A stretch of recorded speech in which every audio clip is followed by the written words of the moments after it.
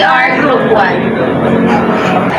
And today, we will discuss our chosen philosophical perspective, humanism, and how it connects to science, technology, and society. Humanism is a philosophy that focuses on human values, reason, and dignity. It believes that humans are the ability to change their own lives and make the world a better place through knowledge and compassion. In simple terms, humanism puts humans at the center of thought. It values our ability to think, create, and choose what is good. Humanism teaches that every person has worth and potential.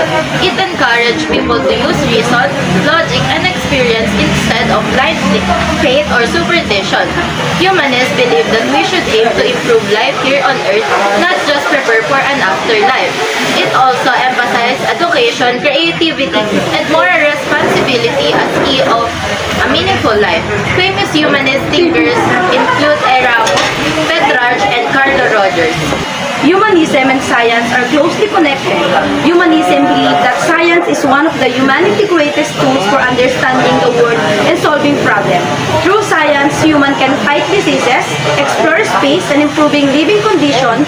However, humanism also reminds us that science should be used ethically for the good for all, not for distraction. It teaches that knowledge must always serve human welfare and progress.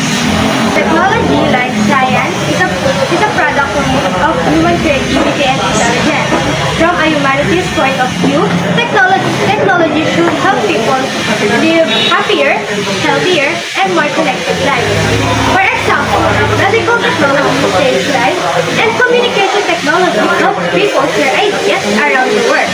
But humanism also warns us to use technology responsibly to avoid harming the environment or human rights. In short, technology will serve human values and control. Humanism views the human condition with hope and confidence. It believes that people can improve themselves and society through education, empathy, and cooperation.